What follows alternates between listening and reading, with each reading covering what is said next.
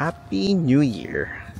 It's January 1st and ang una natin gagawin is pupuntahan natin si Chelsea. Oh, ganda ng flowers, oh. Handpicked. Handpicked ba yan? Handpicked ba yun? Ah, sa flower shop. Kala ko naman, handpicked. Handpicked? Like sa garden? Oo, hindi. From the flower shop. Bali si Clark, natutulog. Happy New Year, Chels!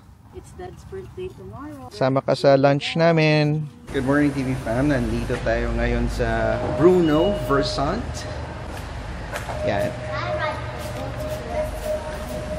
Another recommendation ni Joyce for our breakfast. Not really breakfast, brunch na to, di ba? Yan, Bruno. First time ko pupunta dito. Ito talaga si Joyce kung saan na napupunta. Yan, Versante Hotel. Uy, ang ganda naman ang effect ng lights. Parang from office to hotel transition. Oh, there are numbers. There are numbers. 1, 2, 3, 4, 5, 6, 7, 8, 9, 10, 11, 12. Where should we go? Oh, nice. Bruno, restaurant and bar. Tend to tell me when to show yourself to me. Help me find who my baby will be. You have neon. Tend to tell me when you show yourself to me. Help me find who my baby will be tonight. It's all That one. somebody that I'm lonely. Care for me. Somebody I can give up time and me. Someone in this puzzle who can be my missing piece. You know I don't need anything else this Christmas Eve. Just want someone to be with under the shining tree. Hear the sleigh bells ring and the caroling. Under the mistletoe, under the moonlight, we can take it slow, I can be your only guide. Don't need to think twice when I got you by my side. With you everything feels just right. Didn't want to admit. Good morning, TV fam. So, it's Sunday. And Clarky. And Clarky, good morning. Good morning.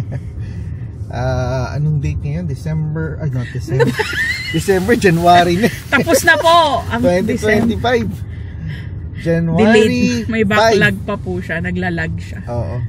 Loading pa tayo ng 2025. Hindi tayo makapaniwala. 2025 na. Papasok na naman ulit bukas. Kanina nag-breakfast tayo kasama si Tita June at saka si Tito Jeff. Nag-dimsum lang tayo for breakfast. Dimsum lang. Heavy yun ah. Hello TV fam. So, And Clarky here. and Clarky here. Si Clark kasi nandun sa harapan natin. So, pakita ko lang sa inyo, every year, nagre-renew tayo ng dog license. Ito yan. Meron tayong dog license. Ayan, dog license. Ang normal na fee dito sa Richmond is $93.50 for an annual fee, no? Dahil nga last year pinaneuter na rin natin si Switch, nabigyan tayo ng medyo malaki-laking discount. Ang discount adjustment is $67.25. So, ang binayaran na lang natin actually para sa license renewal niya is $26.25. So, medyo nakalaki-laki tayo ng menos gastos. Dito kasi sa harness niya. Ito, nung kinuha namin yung unang license niya, bibigyan siya ng tag. Ayan, dog tag. Yan yung parang pinaka-ID niya. And then, sa harapan, on an annual basis, nagbibigay sila nitong sticker to identify na nabigyan siya ng, or nag-renew tayo ng lisensya para sa kanya. So, since nakuha na nga natin yung decal, itong decal, pagkabayad mo online, mini-mail to sa owner para maidikit mo doon sa mismong parang pinaka-tag. So, ikabit natin. Kasi, parang nakalimutan namin ikabit yung last year eh. Pero nandyan yung lisensya niya somewhere sa records ni Switch. O, di ba? Parang para lang nagparehistro ka ng sasakyan. Kailangan may sticker. Sticker. Ayan. Ayusin lang natin. Yan ang color ng tag. So, yung mga papeles na yan, ipa-file lang natin yan para na sa ganoon meron tayong record na on a yearly basis nagbabayad tayo ng lisensya. Uy, doon sa mga may pet dyan sa inyo, depende ata yung per city. Pero ang alam ko is, pag hindi mo pinarehistro yung aso mo, may penalty. May penalty yan. So, importante yan na i-re-rehistro mo yung iyong pet. Dahil nga nag-aayos na rin tayo ng mga sulat na meron tayo doon, ay meron akong ipapakita sa inyo na sulat na dumating. Sabi ko nga, previous sa clip natin sa vlog na to, ang date ngayon is December 5. January 5. Hanggang ngayon, di pa rin tayo sanay, no? 2025 na. So, ang date natin is January 5, 2025, Sunday. And a couple of days ago, nakakuha tayo ng sulat, no? Ito yung mahiwagang sulat na nakuha natin. Coming from the Ministry of Attorney General ng British Columbia. So, buksan natin. Hindi ko alam kung sa inyo siguro aware kayo dito sa tinatawag. Hindi ko na siguro ilalabas lahat. Kasi baka may confidential information eh. Pakita natin yung takpan na lang natin. Nakikita nyo ba yung kulay? Ayan. So, yung kulay na yan yung tinatawag nilang green form. Tayo ay merong subpoena. What the hell is even that? So, dahil nga citizen tayo, no? Parte yan ng duties and responsibility mo being a citizen dito sa Canada na mag-participate sa mga gantong activities na ginagawa ng government natin or ng justice system natin. Surprisingly, no, first few days pagkatapos ng ating birthday, naka-receive tayo ng tinatawag na green form galing sa Ministry of Attorney General ng British Columbia, wherein tayo ay naiimbitahan na mag-participate as a jury, no? Hindi ko na ipapakita yung parang pinaka-details, pero gusto ko lang i-share sa inyo na kung ano ba yung ginagawa, ano ba yung nalalaman ng letter. Without providing the details, gusto ko lang i-share sa inyo itong mga information na to. Itong information naman na to, available to sa website. So, public information tong ipapakita ko sa inyo. So, merong kung magandang actually experience to na, you know, malaman natin kung ano ba yung ginagawa, no? Kasi parang nakakatulong ka na rin yan, parang it provides transparency sa process at saka at the same time, hindi lang nagre-rely yung decision ng korte based on their assessment. Kasi tinitignan din nila kung ano yung assessment ng mga tao, which is yung mga citizen ng Canada para makatulong doon sa pagde-decide na ano bang dapat gawin sa isang, let's say, kaso. Meron dito, nga, no? So, naimbitahan tayo, sasagot na lang tayo, pero papakita ko sa inyo kung ano ba ang nalalaman nung mga reasons at yung parang response na ini-expect sa'yo pag naka-receive ka ng gantong klaseng sulat. I-make sure ko lang na wala tayong confidential information na ipapakita, no? Pero ito, yan, tatakpan natin. Ito yung inaantay nilang response para sa inyo. Ayan, nakikita nyo ba yan?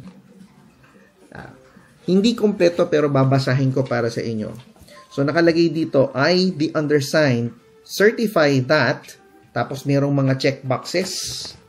Ayan, nakikita nyo ba yung checkboxes? Ito yung mga options ng response na ina-expect nila na sasagutin mo, tapos i-mail back mo sa kanila para makapag-umpisa sila ng proseso kung ano ba yung mga next steps. So, nakalagay dito, yung parang pinaka-first option is I will attend jury selection. Ang next option is I am disqualified or unable to serve as a juror for the reason selected on the back of the summons. Siguro basahin natin yan mamaya, pero yun yung pangalawang option. Yung third option is I am requesting an exemption, and then nakalagay dyan, please attach a letter providing sufficient detail for sheriffs to make an informed decision. Do not provide confidential medical records. Yun yung naka-indicate. Pero dito, inaalaw kanila na mag-request ng exemption, kailangan mo lang mag-provide ng supporting document para maintindihan nila kung bakit ka nagpapa-exempt. So, yun yung pangatlong option.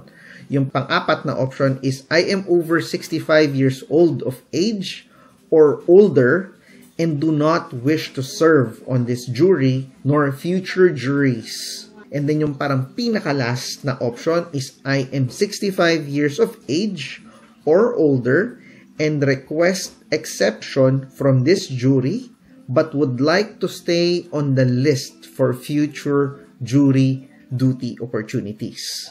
So, yun yung mga list of responses na makikita mo pag naka-receive ka ng ganitong klaseng sulat. Tapos, meron din naka-indicate sa baba na may tanong dito, nakalagay, do you speak French? And then nakalagay, only fill out this section if you speak French fluently. So, yun na yun. And then, meron na siyang section para sa personal information na kailangan mong fill upan. Ngayon, mabalik tayo dun sa pinag-usapan natin na yung mga reason, no? Yung pangalawang option na pwede mong ma-choose, I am disqualified or unable to serve as a juror for the reason selected on the back of the summons. So, tingnan natin kung ano yun. Ano ba yung naka-indicate? Eto, ang haba pala nito. Disqualification grounds or inabilities to serve. So, babasahin natin, no? Ang nakalagay dito, if you are disqualified or unable to serve for any reasons listed below, check the applicable box below for more information. Or C, BC Jury Act, Section 3 and 4, and then BC Jury Regulation, Section 4, and the National Defense Act, Section 268. Basahin natin, ha. Medyo mahaba-haba to, mga 21 ata to. Pero gusto ko lang i-share sa inyo kung ano na nakalagay. Kasi siguro magtataka kayo pagka nakakuha kayo ng ganitong letter, unang-una, matatakot ka siguro, no? Bakit yung may summons, no? Pero pag binasa mo, it's an opportunity na para maging juror ka for a case. So, unahin natin, meron tong 21 na nakalista dito sa likod. At ang nakalagay dito is, the individual to whom the summons is addressed is deceased. So, kung wala ka na, no, kung patay na yung naka-request dito. Second naman is, not a Canadian citizen. Pangatlo is, not a resident of British Columbia. Fourth is, under the age of majority. Ang age is 19. So, if it's 19 or below 19, pwede kang ma-disqualify. Panglima natin, mental or physical infirmity incompatible with discharge of duties of a juror. Mental or physical infirmity. So, kung halimbawa, meron ka mga mental challenges, I'm assuming, yun yung parang ibig sabihin nito. Yung pang-anim is, if the language in which the trial is to be conducted is one of the juror is unable to understand. O kung hindi mo naiintindihan, kung halimbawa, kaso is, in French nga, tapos naimbitahan ka, English lang yung... Number 4? Yeah. English lang yung naiintindihan mo. So, talagang grounds yun for disqualification or inability to serve. Tapos, meron kong convicted offense. Nakalagay dito, convicted of an offense under a criminal code, Controlled Drugs and Substances Act, CDSA, or the Cannabis Act unless a pardon was granted or issued, or a record suspension was ordered. Under the Criminal Record Act, and the pardon or record suspension, as the case may be, has not been revoked or ceased to have effect. So, yun lang yun. So, nakalagay dito, kung halimbawa, meron kang mga kaso, madi-disqualify ka automatically, and or unless nasuspend yung record na yun from your personal information. Pangwalo nakalagay dito, currently charged with an offense under a criminal code. So, okay naman, hindi ka pwedeng maging juror dahil existingly meron kang pending case na tinatry na I guess may trial, no? So, yun, disqualified ka to be a juror if, meron kang ganong record or meron kang prosesong ganon na pinagdadaanan. Pang-siyam natin, member or officer of the parliament. So, halimbawa, kung nag-serve ka doon sa mismong government sector na yon, para magiging bias ka kasi. So, yan. So, grounds yun for disqualification. At saka, ito din, member or officer of the legislature or of the executive council. So, similar. Judge, justice, or court referee. Yan, yung pang-11. Similar. Kung anything na meron kang relation doon sa either department na yon, yung tatlo na yon, actually, 4 nga to eh. Ito pa isa, employee of Legal Services Society or a funded agency as defined by the Legal Services Society Act. So, isa din yun. Bar or solicitor, kung halimbawa, lawyer ka, abogado ka dito, so talagang i-exempt ka nila kasi alam mong i-manipula yung law. Kumbaga, pang 14 natin, court official ka. Again, kung tinatry nilang ma-avoid yung bias. Yung pang 15 natin, sheriff or sheriff's officer. Of course, it's the same.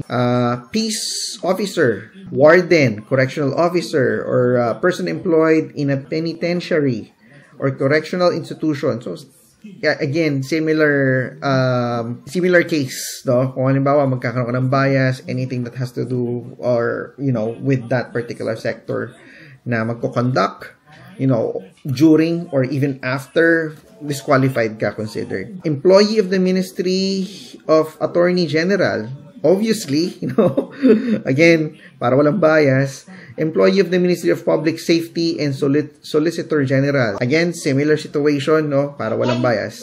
Pang 20 natin is employee of the Department of Justice and Solicitor General of Canada. Pareho pa rin. And yung pang last natin, 21, active member of the Reserve, regular or special Canadian Armed Forces. So yun yung mga listahan nung kung ano ba yung mga grounds para ma-disqualify ka that will allow you to not perform this duty that you have being a Canadian citizen.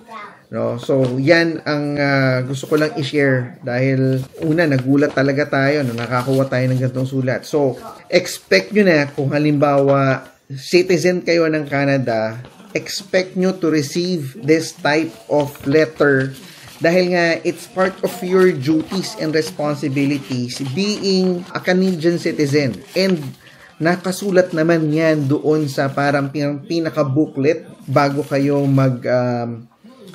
apply for citizenship. Mapapag-aralan nyo yung mga nasasaad dito sa sulat na to doon bago pa kayo mag-pledge ng citizenship sa Canada. City of mine, how I love the city of mine. It never gets me down. City of mine, how I love the city of